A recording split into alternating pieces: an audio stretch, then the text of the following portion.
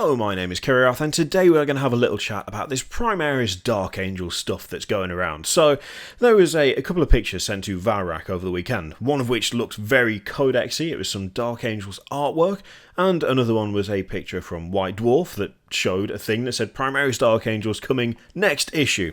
Of course, that's very easy to identify because it's right there. There you go, you can see it. Primaris Dark Angels, next month, next issue on sale, 20th of September. So, very simple and easy to verify. I haven't actually read this one so far, but I have skimmed through and there's some mad models going on in here somewhere. I need to have a proper look at it. So, Primaris Dark Angels. What can we actually expect from the article from White Dwarf in the next issue? There's speculation. Many speculations, many threads, a lot of guesswork. Some, I think, realistic, some a little less so. So we're just going to talk about, essentially, the things that I've read and what seems most likely out of all of them. And indeed, what seems most unlikely. So, there is, of course, what if the Lion's returning? That is, obviously. There's also the idea of new Ravenwing stuff, like actual Primaris Bikers. Deathwing stuff, which would be Primaris Terminators. New models, maybe in the form of, like, Azrael or Asmodai or someone getting Primaris, crossing the Rubicon Primaris. That's also something I've seen a fair bit. The announcement of a codex, the announcement of a supplement, or an Index Astartes, something like that. Or just a showcase with some updates to the rules, which will make them fall in line with what we've seen from Space Marine. It's almost like a tide over until a full codex comes out.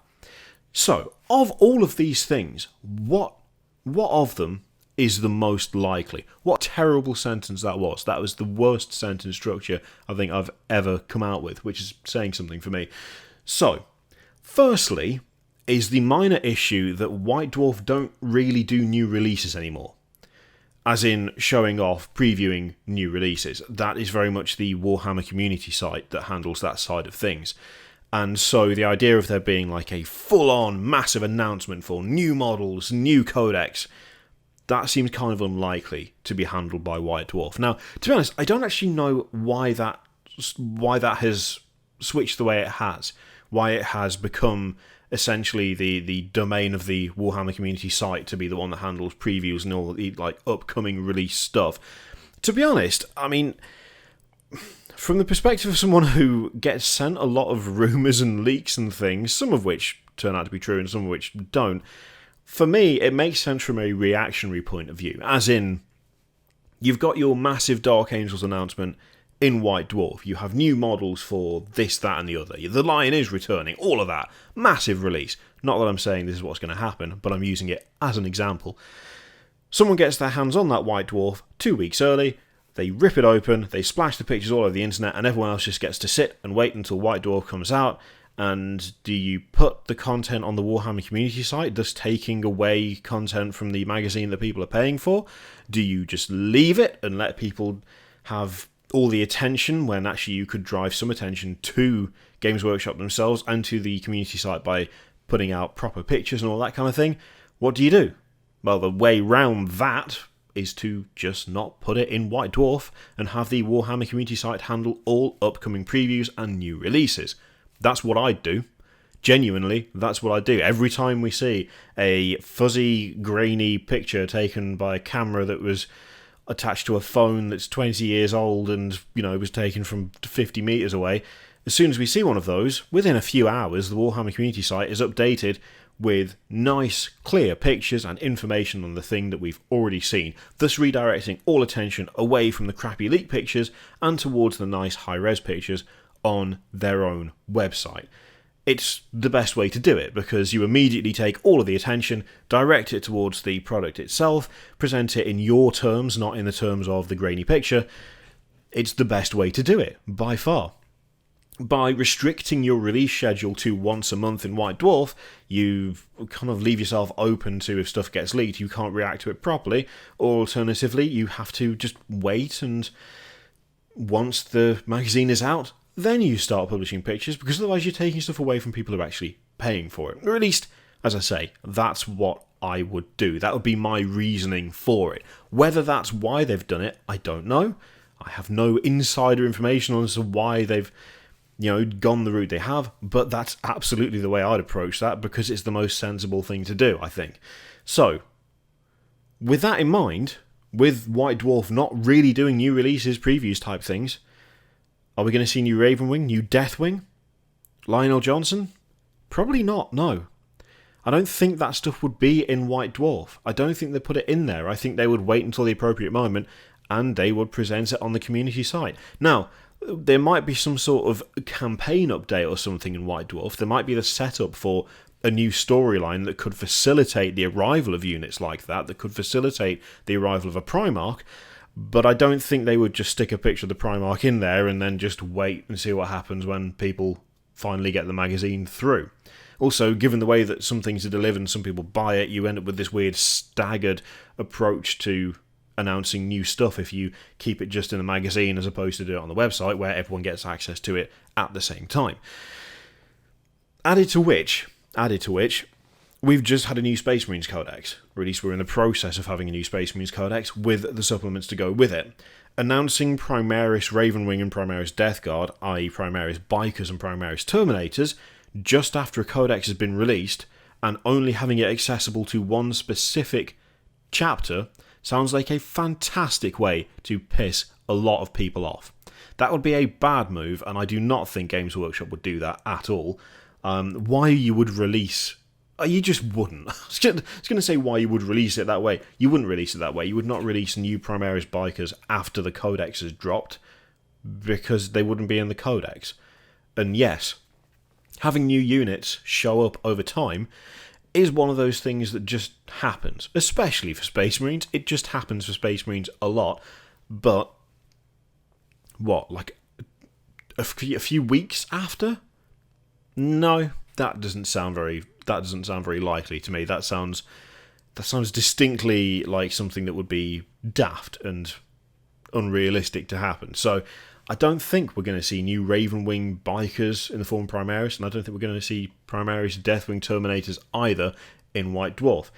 A similar thing with Lionel Johnson. Now, Lionel Johnson is, I think, one of the more likely candidates for a Primarch to return that isn't a demonic Primarch, but I don't know if they just throw him in White Dwarf and leave him there to stew for a bit and hope that no one gets it early. I don't think that's something that they would do, reasonably speaking, because it's just not a very sensible way to do it, is it? New model stuff, I just don't see it. I'm not saying that the chances of there being a new Azrael or a new Asmodai or a new Belial or whatever, I wouldn't say that's massively unlikely. That could well be something that happens when the Dark Angels are updated, but when they're updated, it'll probably be in a larger format. It'll be in the form of a codex, or no, it'll be a codex, because they've already said they're sticking to codexes for those kind of other chapters. So it's possible. It's not massively likely, in my opinion, but it is possible. But then what does it leave you with? What are you actually left with? When you take out, like, new specific new units, when you take out Lionel Johnson, when you take out, significant characters being updated to Primaris, what are you actually left with that could be in White Dwarf? To be honest, I wouldn't be surprised if we saw an Index Astartes along with like a bunch of conversion stuff, or a couple of Dark Angels completed forces, or some Dark Angel successor stuff that people have done. I wouldn't be surprised if we didn't see an update essentially as a tide over until we see a full codex. That seems more likely than anything else to me. Now, the Games Workshop are making the rules for the Space Marine Codex units that are able to Dark Angels, Blood Angels, Space Wolves, all of that. They're making those available via PDF.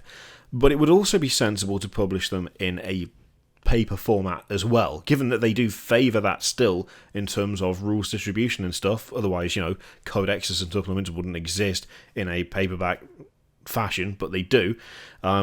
I wouldn't be surprised if we saw those in White Dwarf, along with examples of, updated rules to take advantage of the different units that are now on display. Like, again, it could be that we see a bunch of the new Primaris stuff painted up as Dark Angels, and maybe in some sort of battle report where they get to play with the new toys that they didn't have access to before. That seems pretty likely to me. But that's not the same as a new codex, and that's not the same as a supplement. An Index Astartes for the Dark Angels that expands them out a little bit, that expands out on some of the successor chapters, that updates some of the rules, that brings them in line with the current new Space Marine Codex, that'll make sense to me, and I wouldn't be surprised if that's actually what we saw. But the question is, what do you think we're going to see? Do you think we're going to see anything massively, explosively amazing? Do you think it's going to be something actually relatively tame? Do you think it's going to be an Index Astartes? Do you think it's going to be a few updated rules just so that they are in line with the standard Space Marine chapters, if you want to call them that? Let me know what you think in the description, in the comments down below. I'm jumping ahead of myself badly. I'd be interested to hear what you think is going to happen with this stuff, because it's an interesting one, and it's difficult to work out what might happen. So, yeah, let me know what you think in the comments down below. In the meantime, feel free to click all the things, Patreon, video, subscribe, all that stuff. The hand flailing is getting worse every time. And as always, there's an affiliate link in the description. See, this is what I've jumped ahead of myself. That you can click to buy 40k stuff if you would like. It's up to you. You don't have to. I will leave it in your capable hands. Thank you very much for watching. I'll see you next time. Toodaloo.